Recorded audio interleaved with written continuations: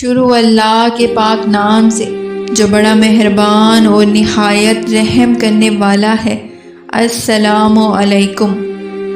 وہ عظیم واقعہ جب انسان کی اللہ سے ملاقات ہوئی، جب اللہ کی تجلی کے سارے پردے ہٹ گئے، وہ نور جسے دیکھ کر موسیٰ علیہ السلام پر غشی طاری ہو گئی، وہ کون سا مقام تھا جہاں اس کائنات کے مالک کا ظہور ہوا تھا؟ اس جگہ کی کیا حالت ہوئی؟ وہ جگہ آج کہاں ہے؟ اس ویڈیو میں ہم مقدس مقام طور کے بارے میں جانیں گے جہاں موسیٰ علیہ السلام نے اللہ کی تجلی دیکھی۔ جب حضرت موسیٰ علیہ السلام کو مصر سے جلاوطن کیا تو مدین پہنچے، وہاں آپ نے حضرت شعیب کی بیٹی صفورہ سے نکاح کر لیا اور وہیں رہ گئے۔ آپ 10 سال تک وہیں مقیم رہے۔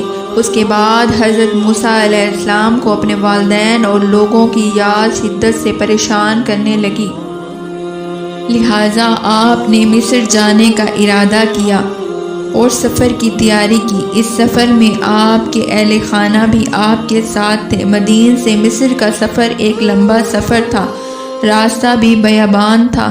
سفر کی ایک تاریک رات تھی، ہوا میں خنکی اور سرد رات تھی۔ آپ آگے بڑھ رہے تھے، آپ کوہ طور کی طرف بڑھ رہے تھے۔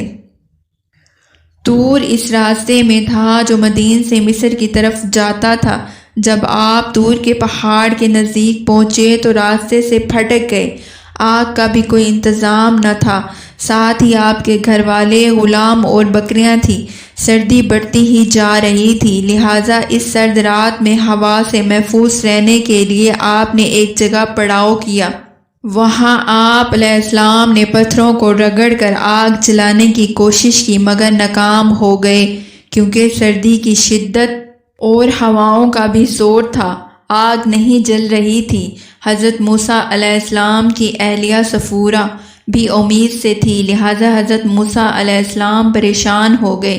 اسی وقت آگ کے ہونے سے ہی روشنی اور گرمی مل سکتی تھی، لہٰذا جب آپ نے ادھر ادھر دیکھا تو دور آگ جلتی ہوئی دکھائی دی۔ اس روشنی کو دیکھ کر موسیٰ علیہ السلام کو لگا کہ شاید وہاں کوئی اور مسافر موجود ہے جس نے آگ جلا رکھی ہے، شاید اس سے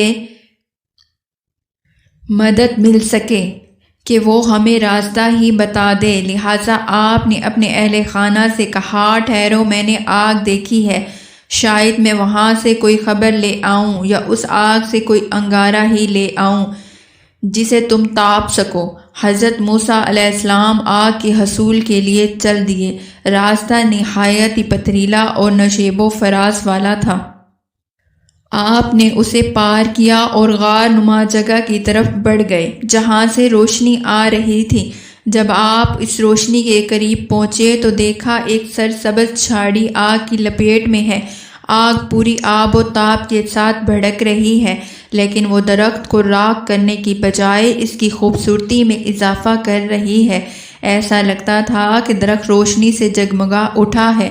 آگ کے شعلے بھڑک رہے تھے، مگر درخت کی کوئی شاخ نہ جل پائی اور نہ کوئی پتا، نہ ہی کوئی دھواں اٹھ رہا تھا اور نہ ہی کوئی تپش۔ یہ منظر نہایت عجیب و غریب اور آنکھوں کو متاثر کر دینے والا تھا۔ موسیٰ علیہ السلام حیرانی کے عالم میں اس درخت کی طرف دیکھے جا رہے تھے۔ وہ درخت مغرب سے دائیں جانب میں تھا۔ اچانک ایک آواز آئی، اے موسیٰ، میں تیرا رب ہوں، جوتیاں اتار دے۔ تو وادی مقدس طویٰ میں ہے اور میں نے تجھے چن لیا ہے۔ میں ہی اللہ ہوں، میرے سوا کوئی خدا نہیں، اور تو میری بندگی کر اور میری یاد کے لیے نماز قائم کر۔ اللہ تعالیٰ نے خود حضرت موسیٰ سے کلام کیا اور اپنے بندے کو حکم دیا کہ یہ جگہ پاک اور مقدس ہے، اور آپ علیہ السلام کو اللہ نے نبی چن لیا تاکہ آپ مصر کی طرف جائیں اور فرعون کو اللہ سے ڈرائیں۔ نیز اب سے موسیٰ کی حفاظت خود اللہ رب العزت کے ذمے ہوئی۔ پھر اللہ نے حضرت موسیٰ علیہ السلام سے فرمایا، اے موسیٰ، یہ تیرے ہاتھ میں کیا ہے؟ حضرت موسیٰ جو اس واقعے پر حیران و پریشان تھے، فوراً بولے، یہ میری لاٹھی ہے، اس پر میں ٹیک لگا کر چلتا ہوں، اسی سے میں اپنی بکریوں کے لیے پتے جھاڑتا ہوں، اور بھی بہت سارے کام ہیں جو میں اس سے کرتا ہوں۔ اللہ رب العزت نے حکم دیا، اے موسیٰ اسے پھینک دو۔ حضرت موسیٰ نے فوراً حکم کی تکمیل کی اور اپنا عصا پھینک دیا۔ اچانک کیا دیکھتے ہیں، زمین پر گرتے ہی وہ عصا سانپ بن گیا جو ادھر ادھر بھاگنا شروع ہو گیا۔ اس پر موسیٰ علیہ السلام ڈر گئے، پلٹ کر بھاگے اور مڑنے کی ہمت نہ کی۔ فوراً ارشاد باری تعالیٰ ہوا، موسیٰ پلٹ آؤ اور خوف نہ کھاؤ، تم بالکل محفوظ ہو، اس عصا کو پکڑ لو اور ڈرو نہیں، ہم اسے ویسا ہی کر دیں گے جیسی یہ تھی۔ جب حضرت موسیٰ نے ڈرتے ڈرتے اس سانپ کو پکڑا تو وہ پھر سے عصا بن گیا۔ پھر اللہ نے حکم دیا، اپنے گریبان میں اپنا ہاتھ ڈالو، وہ بغیر کسی عیب کے چمکتے ہوئے نکلے گا۔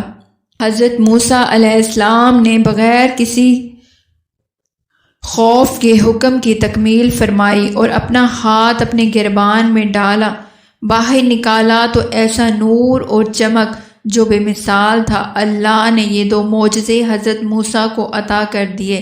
جب موسیٰ اپنے رب سے کلام کیا اور طور سے واپس لوٹے تو اپنی قوم کے چہرے، حضرت موسیٰ کے چہرے اور آنکھوں میں وہ نور اور حسن تھا کہ اس کی تجلی کو دیکھنے کے بعد آپ کی طرف دیکھنے والا آپ کے حسن کی تاب نہ لا پاتا۔ اگر حضرت موسیٰ کی آنکھوں میں آنکھیں ملا لیتے تو اس شخص پر ہیبت طاری ہو جاتی۔ کوہ طور سے واپس آنے کے بعد آپ مصر کی طرف روانہ ہوئے۔ حضرت موسیٰ کو اس کائنات کے رب سے کلام کرنے کی کلیم اللہ کہا جاتا ہے۔ مصر کی وادی میں کوہ طور وہ پہاڑ ہے جسے جبلہ موسیٰ بھی کہتے ہیں۔ اللہ کی تجلی کو اس پہاڑ کی چٹانیں برداشت نہ کر سکی اور چھوٹے چھوٹے ٹکڑے، یہ واحد وہ پہاڑ ہے جہاں پانی اور نہ پودے اور نہ ہی پیڑ ہیں۔ یہ دو وقت درجہ حرارت تبدیل کرتا ہے، صبح کے وقت یہ نہایت گرم اور رات کو سرد ہوتا ہے۔